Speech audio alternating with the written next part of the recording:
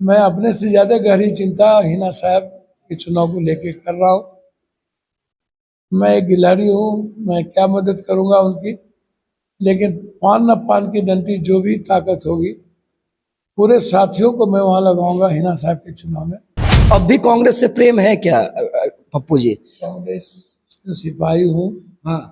प्रेम नहीं है। कांग्रेस को नंबर 1 करना मेरा दायित्व है। तो कहावत है, जीना यहाँ मरना कहाँ, तेरे सिवा जाना कहाँ। अब पूर्णिया बिल्कुल मेरा मंदिर मक्का मदीना है, उससे कोई बहस नहीं है। टिकोला और आम पर इतना पत्थर चलता है तो क्या आम अपना स्वाद बदल देता है, मीठापन नहीं देता है। बिच्छू काटता है तो एक संत से पूछा बिच्छू काट रहा है, तो बोला उसका स्वभाव है काटना, मेरा स्वभाव है प्यार करना, माफ करना। तो जो जिनका स्वभाव है, जिस संस्कार से पैदा लिया, अब भी पप्पू भैया तो माफ करने के मूड में है क्या? हमको काम बहुत है ना, गरीब का आंसू पोंछना है, हमको रुपया लूटना नहीं है, दूसरे को ठगना नहीं है। छेड़िए मत, और जबरदस्ती छेड़िएगा तो छोड़ेंगे भी नहीं। हमसे इतना नफरत, हमसे इतनी दुश्मनी राजनीति में शायद ये डर हो कि कांग्रेस से लड़ेगा, जीत जाएगा, बाद में बड़ा नेता हो जाएगा, मेरे बेटे के कंपटीशन में खड़ा हो जाएगा। भैया मैं बड़ा नेता न था, न हूँ, न रहूंगा, लेकिन इस देश में सेवक तो हूँ जो कोई नहीं हो सकता, मददगार तो हूँ। जस्टिस करने की ताकत तो हमें है, जो सीएम भी नहीं कर सकता, पीएम भी नहीं कर सकता। हर अस्पताल में गरीबों को पैसा देने की ताकत भी है, और 2 लाख 4 लाख 3 लाख 1 लाख 1.5 लाख माफ करवाने की ताकत भी है। रात के 2 बजे हैं और पप्पू यादव अभी भी अपने लोगों के साथ। पप्पू जी, बहुत दिन के बाद आज पप्पू यादव देखने को मिले। जब प्रशासन के लोग आए आपकी प्रचार गाड़ी को उठाने के लिए, तो लगा कि पप्पू यादव वापस आ गए हैं। जिस पप्पू यादव को लोग जानते थे, उनके कार्यकर्ताओं ने पसंद करते थे, जो आपका रौद्र रूप दिखा, जो वीडियो काफी वायरल भी हो रहा है। हमारा कौन रौद्र रूप है भैया? आगे किसी का घर ढुक जाइए, बिना हम तो है ना कि कागज पत्तर कहाँ है, कानूनी आइए, आगे से कानूनी आइएगा। हम तो गाड़ी को, हम तो 5000 आदमी हमेशा रहते हैं, हम चाहते तो बैठ जाते। हमने कहा गाड़ी ले जाइए। अब जो मजिस्ट्रेट आए थे उनको तो कागज लेके आना चाहिए, नहीं तो आज हमारी चुनाव आयोग को लेके दायरा आने था। हमने कहा भैया बोरिया बिस्तर अपना बांध दीजिएगा, उसमें कौन बस, उसमें कोई दिक्कत है? अब हम ईमानदार हैं, सब कुछ है, तो हमको आप नहीं ना टॉर्चर कर सकते हैं। रौद्र रूप का तो कोनो बातें नहीं, हम तो रौद्र रूप होता तो गाड़ी चला जाता है। वो तो आपने किया, लेकिन जिस तरीके से आपने ये कहा, डिफेंड किया कि भाई कागजात कहाँ है, परमिशन कहाँ है, तमाम चीजें, या फिर घर में कैसे है? किसी के घर में गाड़ी तो चल नहीं रही थी, रोड पर था नहीं, अब जबरदस्ती कर रहे हैं गाड़ी ले जाएंगे, ऊपर से आदेश है, ये आदेश। तो भैया क्या कहें आपको, मैं इतने कह सकता हूँ कि छेड़िए मत, और जबरदस्ती छेड़िएगा तो छोड़ेंगे भी नहीं। लेकिन छेड़ तो आपको सब लोग रहे हैं पप्पू जी, कई दिनों से। देखिए, जब आपका अपना दल हुआ करता था तब भी हम यहाँ आए थे और आपसे इंटरव्यू कर रहे थे।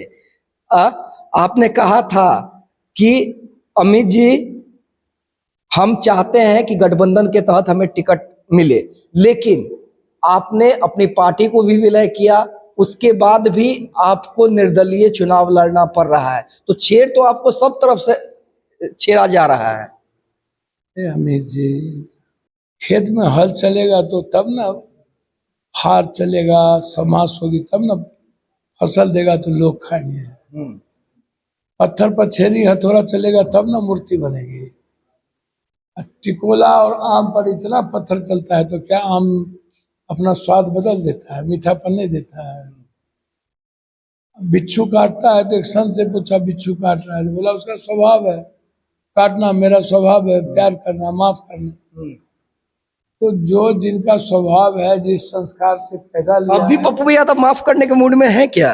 हमको काम बहुत है ना, गरीब का आंसू पोंछना है, हमको रुपया लूटना नहीं है, दूसरे को ठगना नहीं है, नफरत की राजनीति करनी नहीं है, जात पात आता नहीं है, हिंदू मुसलमान होने देंगे नहीं, करेंगे नहीं, किसी दूसरे जाति के विचारों का सम्मान में कमी रखेंगे नहीं, किसी दूसरों की जिंदगी में दखल देंगे नहीं। तो हमारे पास तो इतना काम है, लाइन है, इस इलाके को तरक्की करना है, इस इलाके के बाढ़ पर मुद्दा है, धरना करना है, पदयात्रा करना है, नॉर्थ ईस्ट के सारे चीज़ों को रोकना है हमको, कि ताकि हमको ये कमज़ोर न समझे केंद्र। तो हमको तो बहुत काम करना है ना।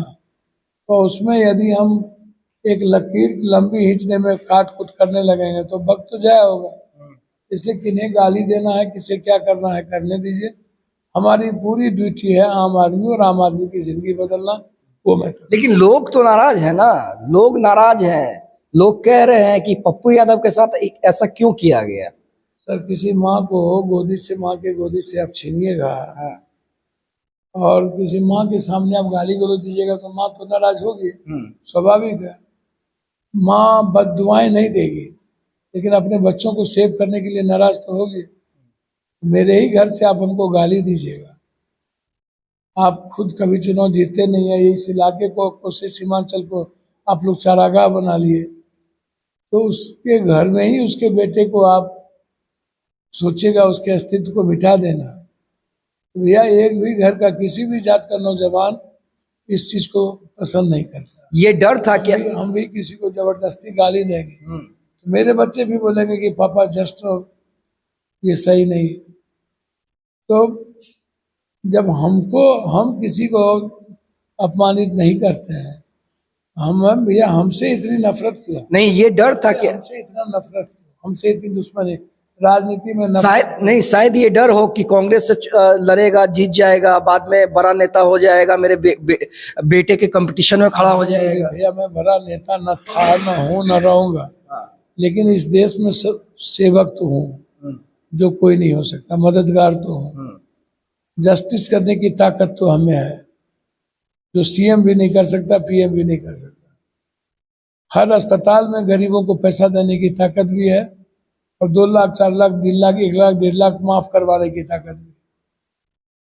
कई सारी, कोरोना आप देखिए, बाढ़ देखिए, इसीलिए उसको मैं क्या बोल सकता हूँ, मैं इस पे कुछ नहीं कहूँ। अब भी कांग्रेस से प्रेम है क्या पप्पू जी? कांग्रेस का सिपाही हूँ, हाँ। प्रेम नहीं है। कांग्रेस को नंबर 1 करना मेरा दायित्व है। तो कहावत है, जीना यहाँ मरना कहाँ, तेरे सिवा जाना कहाँ। अब पूर्णिया बिल्कुल मेरा मंदिर, मक्का मदीना है, उससे कोई बहस नहीं है। जात पात की राजनीति को मैं खत्म करूंगा, ये मैं आपको विश्वास दिलाता हूँ। हिंदू मुसलमान की राजनीति भी खत्म होगी, और इस इलाके में एफिडेविट दे करके मैं काम करूंगा। एफिडेविट दीजिएगा? हाँ बिल्कुल, कोर्ट से एफिडेविट दूंगा कि भ्रष्टाचार कितने दिनों में खत्म करें। सर, कुछ भी होगा, या तो मैं रहूंगा या तो भ्रष्टाचार रहेगा। कुछ भी होगा सर, कुछ भी, कुछ भी, कुछ भी। सर, मुझे कोई लेना देना किसी से नहीं है। मैं हर परिवार में एक व्यक्ति को अच्छी जिंदगी चाहता हूँ। 1 लाख रुपया महीने का इनकम हो, 40,000 रुपये महीने का इनकम हो, मैं प्रयास करूंगा उस ओर बढ़ने का। मैं प्रयास करूंगा कि यहाँ से पलायन को रोकने का। मैं कुछ तो करूंगा, कुछ तो करूँ। अच्छा, आप देखेंगे, जैसे कि आपने कहा कि सिवान में भी आप हिना साहब की मदद करेंगे। हिना साहब का भी उसके बाद बयान आया, उन्होंने आपको गार्जियन बताया। तो ये जो ट्विनिंग दिख रही है आपकी और हिना साहब की, वो किस ओर इशारा कर? अच्छा, साबुद्दीन साहब और मेरे रिश्ते कब से आ जाएगा? 90 के पहले से।